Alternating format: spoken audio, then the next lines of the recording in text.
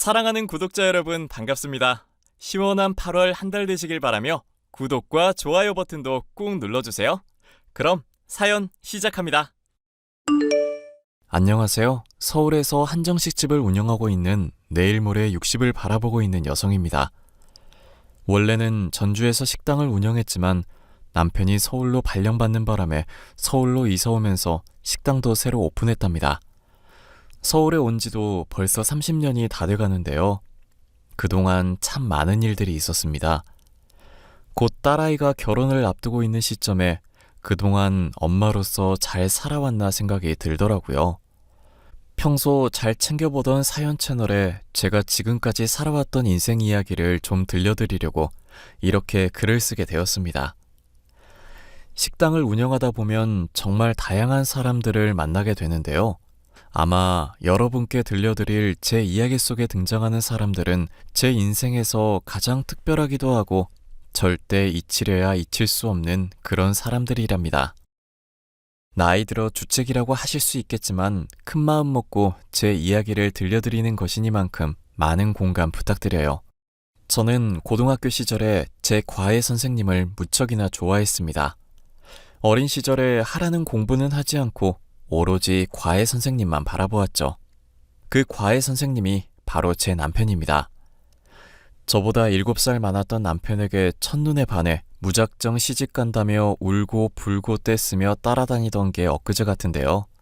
그렇게 3년 넘게 쫓아다니다가 고등학교를 졸업하자마자 사법고시 준비생이었던 남편과 결혼했어요. 시어머니가 전주에서 한정식집을 운영하셨는데 저보고 나중에 물려받으라며 일을 배우라고 하시더라고요. 옛날 시부모님들 하면 가부장적인 분위기에 혹독한 시집살이를 시키기로 유명하잖아요. 하지만 제 시어머니는 남들과 조금 다른 마인드를 가지신 분이었어요. 결혼한 지 얼마 되지 않아 친정엄마가 돌아가셨고 친정엄마의 빈자리를 시어머니가 대신해 주셨습니다. 옛날인데도 불구하고 고부 갈등은 찾아볼 수 없었고 정말 엄마와 딸처럼 지냈거든요. 희원아, 안 싸던 돌아가시고 나서 마음이 예전 같지 않지? 어머니, 솔직히 많이 힘들어요. 맨날 엄마 보고 싶고 저 어떻게 해야 될지 잘 모르겠어요. 울고 싶으면 마음껏 울어. 마음에 담아두지 말고 보고 싶은 만큼 울려무나. 이제 남은 가족도 없어요. 다들 엄마 돈 노리고 보상금 노리고 저 혼자 어떻게 살아가야 하죠? 왜 혼자야? 나도 있고 태규도 있는데, 응? 그런 말 말어. 어머니. 아가, 너 우리 태규 좋다고 졸졸 쫓아다니던 시절부터 저런 딸 하나만 있으면 좋겠다고 생각했거든? 어찌나 당돌하고 당차던지 그 모습이 너무 귀여웠단다. 그런데 우리가 이렇게 만날 인연이었어. 어머니, 그걸 기억하고 계셨어요? 그렇다마다 어떻게 그 모습을 잊겠니? 이제 내가 친정엄마다 생각하고 마음 편히 대하거라. 어머니, 정말 그래도 돼요? 그렇고 말고. 나도 너처럼 살가운 며느리 얻어서, 아니, 딸 생긴 것 같아서 기분이 좋다. 말이라도 감사해요. 어머니 없었으면 어쩔 뻔했을까요? 제가 평생 잘 모시고 살게요. 그래, 앞으로 잘 살아보자. 태규가 속썩이거든 언제든지 나한테 오려무나. 내가 잔뜩 혼내줄 테니까. 네, 어머니만 믿을게요.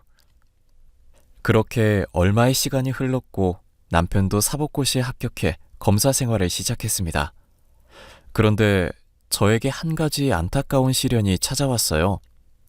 자녀 계획을 세우고 열심히 부부 생활에 임했지만 결혼 생활 7년 차에 접어들었는데도 좋은 소식이 들려오지 않았습니다. 많이 기다린 만큼 기대도 컸는데 매번 안타까운 결과에 실망도 많이 하게 되었죠. 그 당시 시험관 시술이나 인공수정이란 게 흔한 것도 아니어서 자연 임신으로는 상당한 제약이 따랐습니다. 결국 한동안 고생하다가 대학병원에서 정밀검사를 받기로 했어요. 검사 결과는 정말 충격적이었습니다. 제가 선천적으로 자궁이 약해 자연 임신이 어려울 수 있다는 소식을 듣고 말았거든요. 여자로 태어나서 사랑하는 사람을 만나 가정을 이루고 토끼 같은 자식들 낳아 평범하게 사는 게 꿈이었는데 그런 제 꿈이 한순간에 좌절되고 말았던 겁니다. 친척들은 곧 이혼당할 거라며 아이도 못 낳는 여자가 결혼 생활을 유지할 수 있겠냐며 손가락질까지 했고 그 당시 저는 모진 시선과 온갖 구설수에 오르내리며 마음고생을 심하게 할 수밖에 없었어요. 저는 큰 슬픔에 빠졌고 그런 저를 위로해줬던 건 바로 남편과 시어머니였습니다. 어머니, 저 어떡해요? 저 아이 못 가질 수도 있대요. 정말 죄송해요, 어머니. 그게 왜 네 탓이냐. 괜찮으니 그런 말 말아라.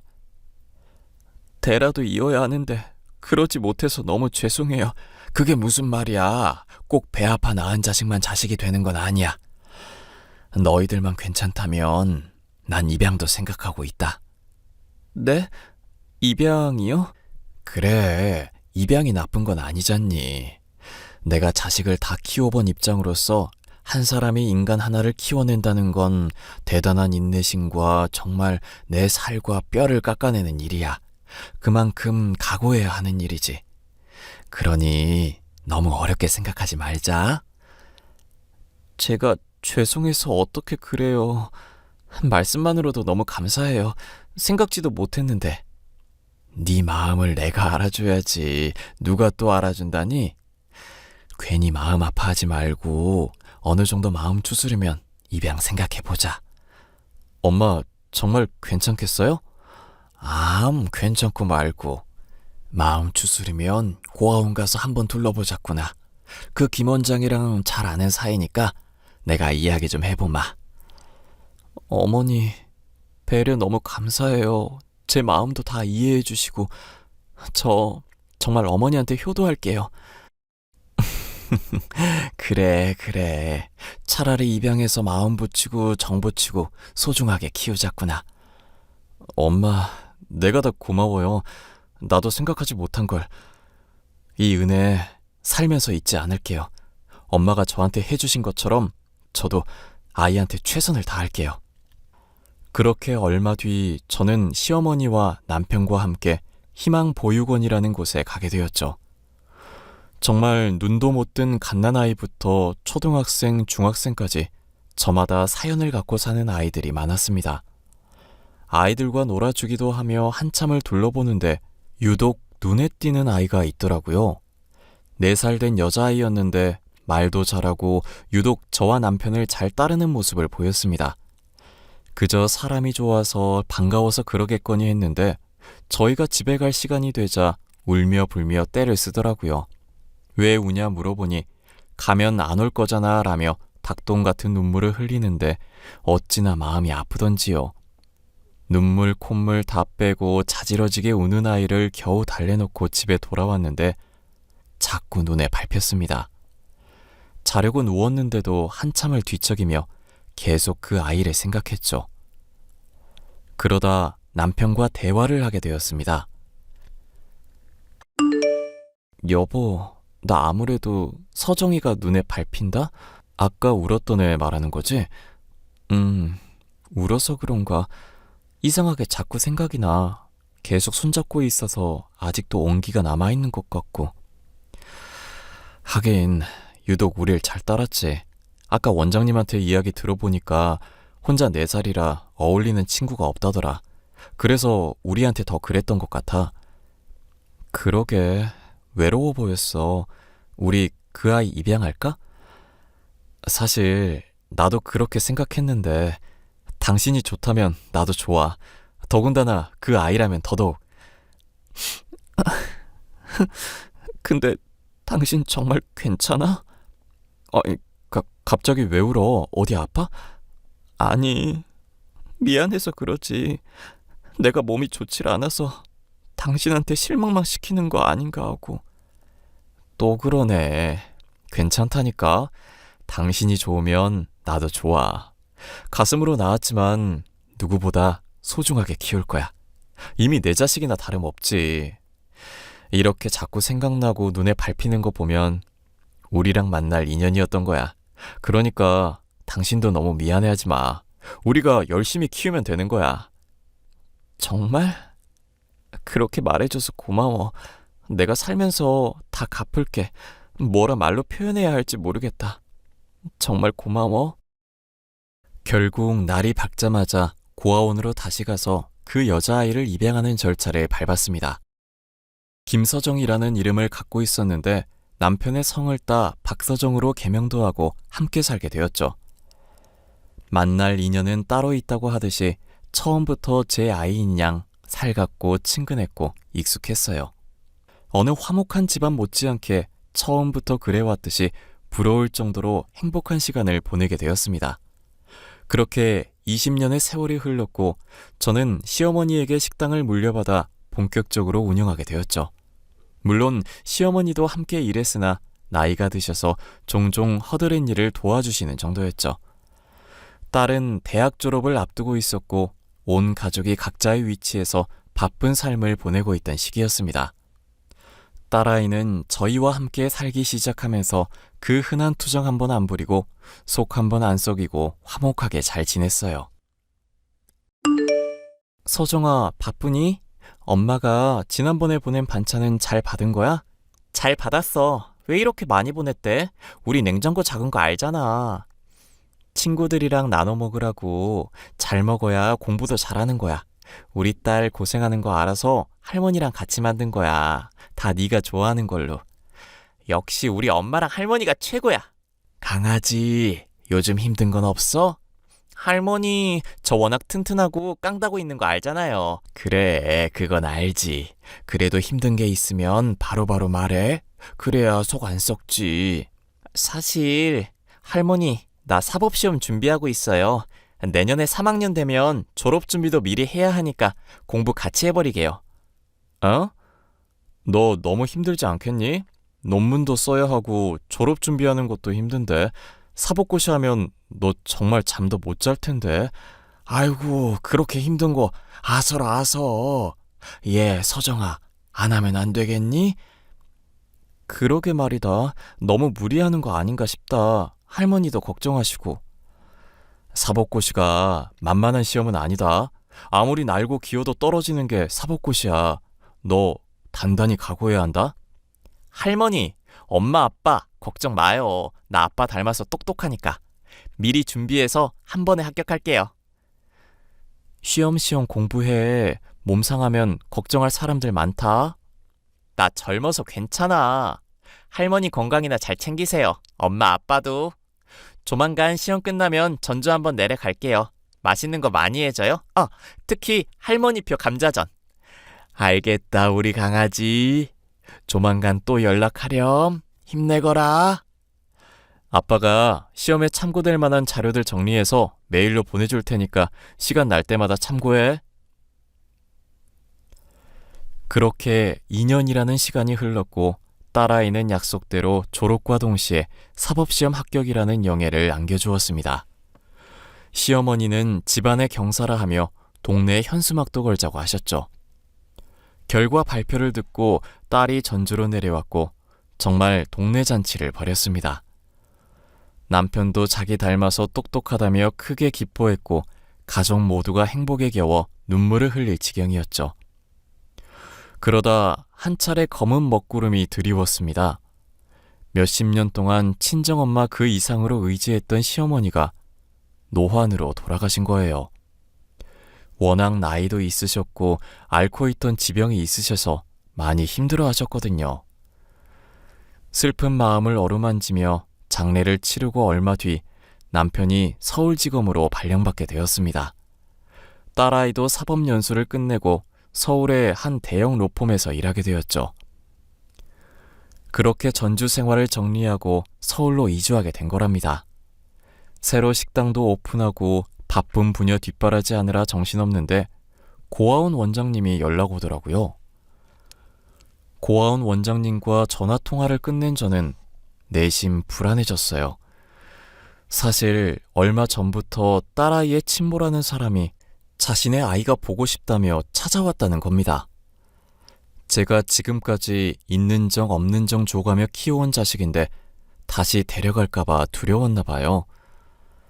가슴으로 낳은 자식이지만 친자식이다 생각하고 온 애정을 다 쏟았는데 딸이 이제라도 친엄마한테 가고 싶다고 하면 어쩌지 하는 생각도 있었고요. 결국 뜬 눈으로 며칠 지샜는데 아니나 다를까 불안한 예감은 틀리지 않았습니다. 제가 운영하는 식당에 바로 딸아이의 친엄마가 찾아온 거였어요. 긴장되는 마음을 겨우 가라앉히고 조용히 대화를 시작했습니다. 김희원 씨 되시죠? 누군지는 대충 눈치채셨을 것 같은데. 서정이 친모예요. 네, 알고 있어요. 여기까진 어쩐 일이시죠? 어쩐 일이긴. 귀한 우리 딸 얼굴 좀 보려고 왔지. 그동안 우리 서정이 키워줘서 고마워요. 몇십 년 동안 찾지도 않다가 왜 이제 와서 그래요? 시끄럽게 굴지 말고 서정이 번호나 불러요. 나머지는 내가 알아서 할 테니까. 저기요, 지금 뭔가 착각하고 있는데 부탁을 해도 들어줄까 말까인데 왜 온 거예요? 아니, 우리 딸이 잘 나가는 변호사라며. 그래도 공부는 시켜줬나 봐?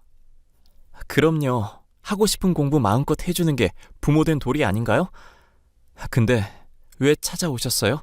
불쾌하니까 나가주실래요? 자식이 변호사인데 내가 가만히 있으면 섭섭하죠. 근데 변호사면 돈도 많이 번다면서요?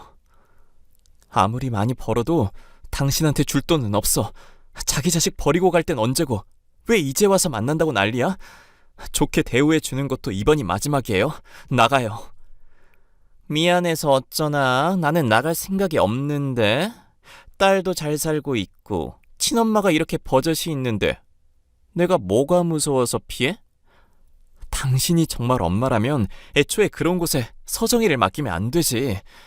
그건 내가 알아서 할 일이고 내 딸 덕 좀 보려고 찾아왔으니까 당장 내 눈앞에 데려와요. 얼굴 좀 봐야겠으니까. 글쎄 됐다니까요. 당장 경찰에 신고하기 전에 나가. 아무튼 이제 내가 키울 테니까 이제 그만 내 딸 인생에서 꺼지시지? 도대체 왜 지금에서야 찾는 건데? 서정이가 원하지 않으면 어쩔 건데요? 뭐 같이 살기라도 할 거야? 내가 내 자식 보겠다는데 한번 만나겠다는데 무슨 상관? 내가 알아서 친권이니 뭐니 다 법적 처리할 테니까 기대해요. 서정이가 원한다면 얼마든지 보내줄 수 있는데 당신 하는 꼬락서니를 봐서는 설마 돈 필요한 건 아니죠? 아니, 당신이 무슨 상관이냐고. 그래도 내 딸인데 이것저것 잴 필요가 있나? 그냥 내가 그렇다 하면 그런가 보다 하면 되지. 나도 딸 자식한테 잔소리할 권리 있거든요? 따로 만나서 잘 이야기하면 서정이도 알아듣겠죠. 이제라도 부모한테 효도하면서 살라 해야죠. 안 그래요? 무슨 생각인지 모르겠지만 우리 딸 건들기만 해봐요. 내가 배 아파 낳은 자식은 아니지만 입양해올 때 이미 내 자식이나 다름없었어. 당신이 함부로 대할 아이도 아니라고. 그런다고 내가 쫄 것 같아요? 아무튼 지금 안 부르면 내가 알아서 찾아가는 걸로 알아. 어디서 순 듣보잡들이 내 딸 부모 한답시고 설치고 있어. 지금 뭐라고 했어요? 듣보잡? 한 말 다 했어요? 이왕 이렇게 된 거 그냥 내가 데려가서 다시 키워야겠다. 그래야 남은 인생 호강하며 살지. 우리 변호사 딸 데려갈 수 있으면 데려가 보던가. 당신 지금 속이 훤히 보이는데 우리 딸이 과연 좋아할까? 상처 주지 말고 그냥 조용히 살아요. 뭐요?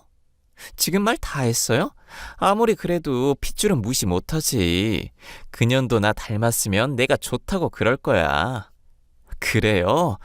어디 한번 두고 봅시다. 일단 지금 장사에 방해되니 당장 나가주세요. 안 나가면 경찰에 신고합니다. 왜 그렇게 빡빡하게 구실까? 알았어요, 알았어. 다음에 다시 올 테니까 그땐 내 앞에 딸 데려다 놔요. 알겠어요? 서정아, 바쁘니? 엄마가 기니 할 말이 있다. 왜? 뭔데? 나 이제 좀 한가해. 무슨 일 있어? 아니, 사실은 엄마 가게 말이다. 친엄마라는 사람이 찾아왔어. 그래서 알려주려고. 아, 그랬구나. 그 사람이 엄마한테는 뭐라는데? 엄마한테는 이라고? 너 그 여자 온 거 알고 있었어? 엄마, 나 치밀한 거 모르지? 사실 대학 입학하고 나서 궁금하긴 하더라고. 그래서 이리저리 수소문했는데 상종 못할 사람들이더라. 조금이라도 혹시나 하는 마음이 있었는데 난 이미 그때 마음 접었어. 미리 말 못해서 미안해. 그랬구나. 진작에 말을 하지 그랬어. 근데 왜 그런 생각을 한 건데? 나 고아원에 버린 것도 자기 고생하니까 걸림돌이라서 그런 거야. 그때도 도박하고 술집에서 술 마시고 부모로서는 영 아니더라고. 저런 사람이 내 부모라는 게 부끄러웠어. 아, 그나저나 무슨 말을 하려고 했어? 친엄마 찾아와서 너 데려가겠다더라? 그래서 내가 무슨 염치로 그러냐고 쏴붙였더니 핏줄 운운하더라고. 웃기지 말라 그래. 한 번 더 찾아오면 그땐 바로 경찰에 신고해버려. 내가 친부모 찾았던 것도 공부하느라 힘들었을 때 잠시 방황했다 칠 테니까. 다시는 만나기 싫거든. 엄마도 네 마음 100번 1000번 이해해. 그런데 내가 뭘 어떻게 할 수 있는 게 없잖니. 사실 불안하기도 하고. 뭐가 불안해? 내가 친엄마 따라갈까봐? 엄마는 날 그렇게 못 믿어. 아니, 널 못 믿는다는 게 아니라 몇십 년 동안 찾아오지도 않던 사람이 대뜸 찾아와서는 너 데려가겠다고 하니까. 아무튼 나중에 다시 오면 너 말대로 경찰에 신고할게. 어차피 법적 문제 될 것도 없고 입양된 지 오래고. 아니다, 다음에 찾아오면 나한테 바로 연락해. 알겠어. 바쁜데 시간 뺏어서 미안해. 이따 저녁에 보자 엄마. 오늘 일찍 들어갈게. 생각보다 딸아이의 태도는 단호했고 걱정했던 마음을 조금이나마 내려놓게 되었습니다. 그렇게 평범한 일상을 보내고 있는데 왠지 모를 적막감이 흐르더라고요. 아니나 다를까 딸아이의 친엄마라는 사람이 가게에 자꾸 나타나 이리저리 회방을 놓기 시작했습니다. 식당을 매일같이 찾아와서는 다시는 안 찾아올 테니 돈을 달라며 말도 안 되는 요구를 하더라고요. 한 번은 조폭인지 깡패인지 덩치가 산만한 사람들을 데리고 와서 돈을 주지 않으면 가게 다 때려 부수겠다고까지 했습니다. 어차피 자기 자식인데 보러 오는 거 문제 안 된다며 돈 안 주면 매일 찾아와서 괴롭힐 거라 하는데 어찌나 당당하던지 기가 막히더라고요. 장사에 지장이 생길 정도로 찾아오는 바람에 결국 저는 경찰에 신고를 했고 친엄마라는 사람은 경찰에 연행되어 갔습니다. 이 소식을 들은 딸 남편이 저와 함께 경찰서로 가게 되었죠. 경찰서에서 고래고래 소리 지르며 자신은 잘못한 게 없다고 난리를 치고 있는 그 여자를 마주해야 했습니다. 이봐요. 당신이 내 친엄마야? 애초에 버리고 갔으면 찾아올 생각을 하지 말아야지. 책임지지도 못할 거 왜 나왔어요? 아유, 우리 딸 왔어? 얼른 경찰 양반한테 사정 좀 이야기하고 나 좀 풀어줘, 응? 딸? 딸이라고 했어요? 웃기는 소리 하지 마세요. 어이가 없어 진짜. 야, 엄마한테 싹수 없게 할래? 어디서 배워먹은 버릇이야? 너 이게 다 근본 없는 사람들한테 키워져서 그런 거야. 아유, 내 속이 그냥. 이보세요. 근본 없는 건 당신이 근본이 없겠지. 배 아파 낳은 자식 버리고 갈 땐 언제고. 이제 와서 뭐라도 뜯어먹고 싶어서 자식 찾는 거 좀 웃기지 않아요? 막말로 내가 우리 딸 안 낳았으면 당신들이 입양이나 할 수 있었겠어? 내가 좋은 유전자 물려줘서 애가 변호사도 되고 그런 거야. 야, 너 내가 낳아준 은혜 잊으면 안 된다? 이 아줌마가 아직 정신을 못 차렸네. 무슨 근거로 자꾸 딸이래.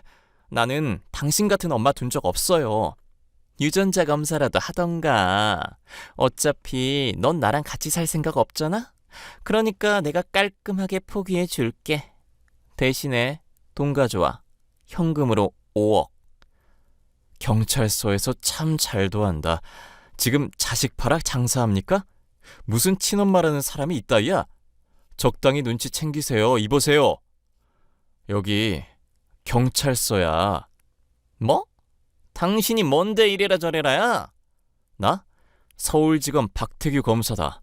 당신 알아보니까 지명수배 내리기 직전이던데 워낙 사고를 많이 치고 다니기도 했고. 이대로 콩밥 한 번 먹을까? 증거 있어? 함부로 남의 뒤 캐고 다니는 거 그거 불법인 거 몰라?